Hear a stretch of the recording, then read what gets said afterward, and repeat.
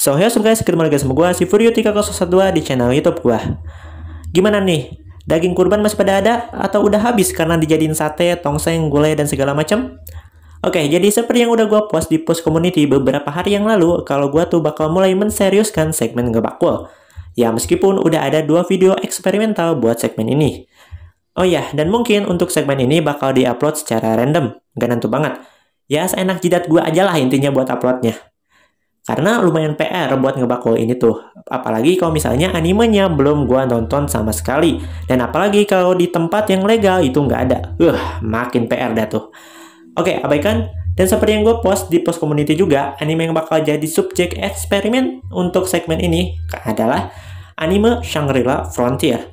Dan alasannya kenapa gua mau bahas dan mau nonton anime ini, karena ya murni tertarik aja. Meskipun ya gua tuh males buat nonton anime ini karena ya anime dengan tema game kayak gini mah ya MCOP, harem, muak gua. Tapi kemudian teman gua yang seleranya kurang lebih sama kayak gua mutusin buat nonton anime ini. Dan karena kita berdua sefrekuensi, gua akhirnya mutusin buat nonton anime ini juga. Tapi setahun setelah dia bilang kalau dia mau nonton ini anime. Ya ini anime udah lama banget gua taruh di watchlist gua. Oke, gua rasa cukup basa-basinya, langsung aja kita masuk ke inti videonya. So guys, sekarang waktunya kita untuk ngebahas anime keluaran udah lalu atau udah lama? I don't know. Anime Shangri-La Frontier Season 1.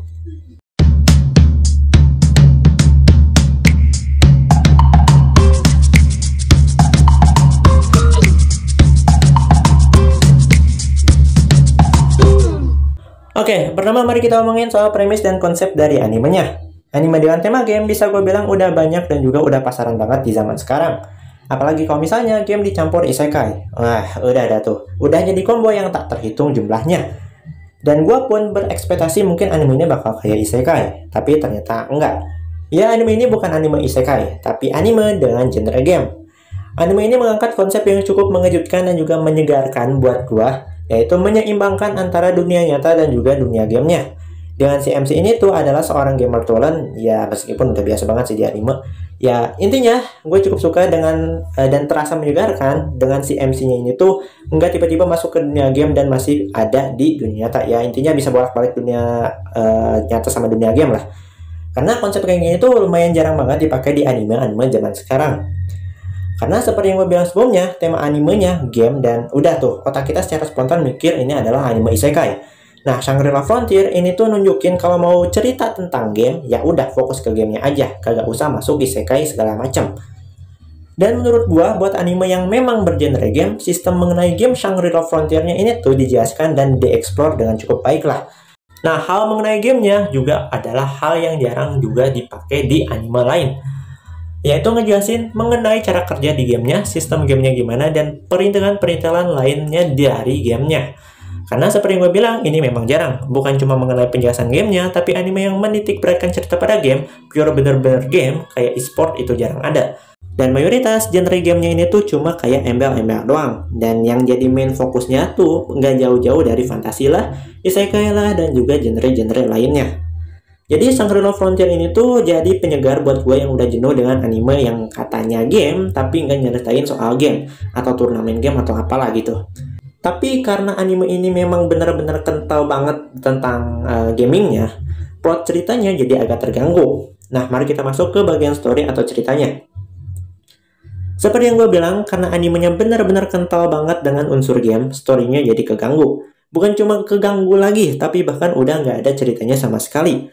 Sekarang gue tanya, di season satunya ini tuh story dari animenya berfokus pada apa sih?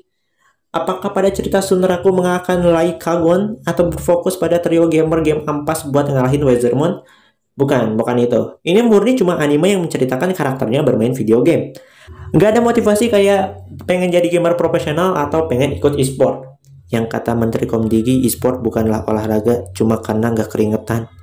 Atau mungkin menamatkan game Shangri-La Frontier itu sendiri. Nggak ada, atau mungkin belum lah, at least di season 1 ini.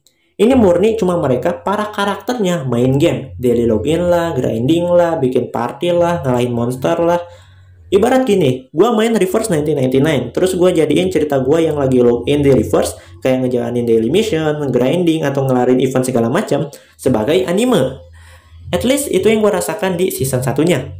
Apalagi si Sunraku sendiri seolah tidak peduli pada jalan cerita dari gamenya itu sendiri. Ya dia tinggal main aja. Banyak sih yang nunjukin kalau si Sunraku ini tuh nggak tertarik pada lore atau jalan cerita dari dunia Shangri-La Frontier-nya itu sendiri.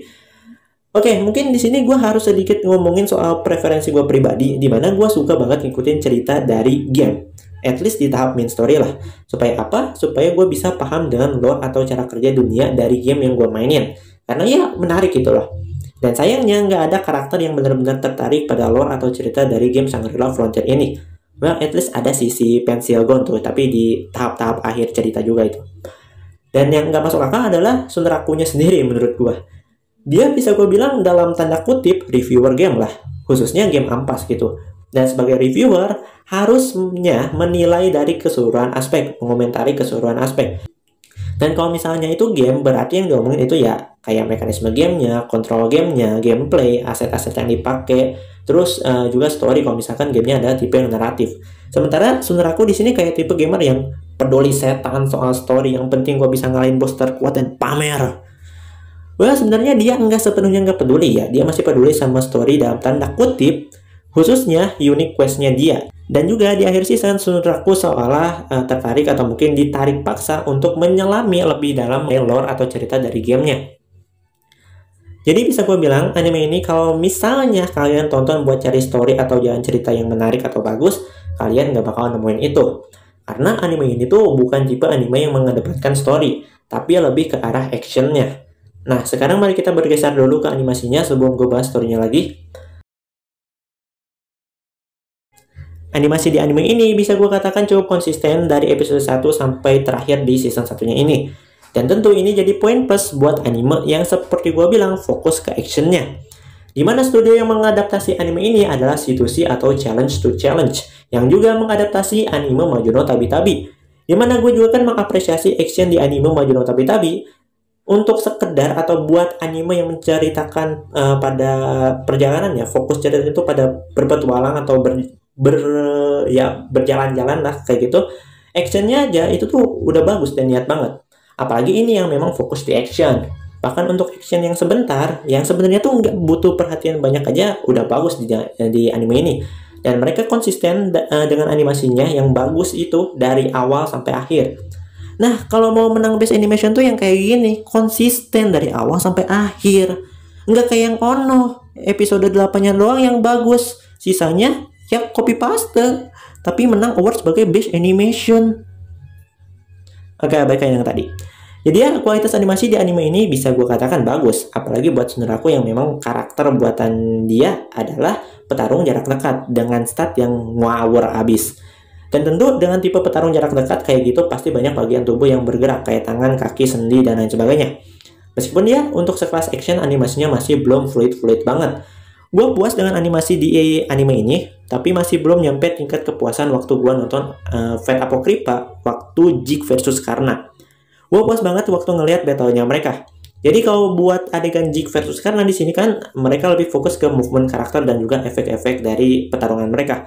Dan tidak terlalu fokus pada ngedesain karakternya sendiri. Makanya waktu di post di beberapa momen tertentu, desain karakternya malah kayak gambar anak SD atau mungkin gambar yang belum jadilah kayak gitu. Karena mereka memang lebih fokus ke movement dan juga efek seperti yang gue bilang tadi. Well, ini one picture sih yang kita omongin. Oke, balik lagi ke Shangri-La Frontier. Animasinya bagus, no complaint, meskipun belum nyampe ke tahap kepuasan yang udah gue sebutkan tadi. Oke, balik lagi soal story-nya.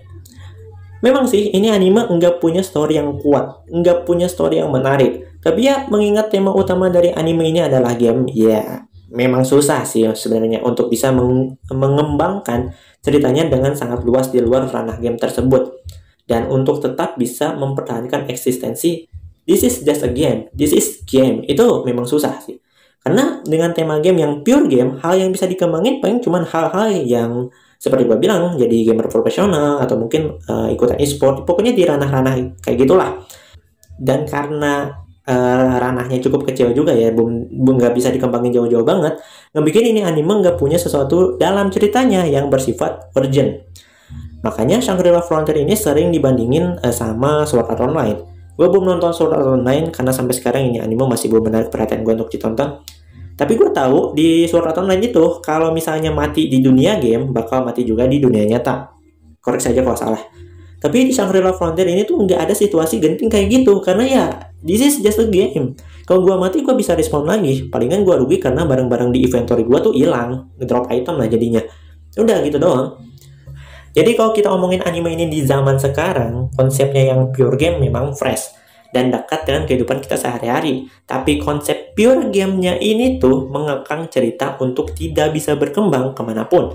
At least di season satunya.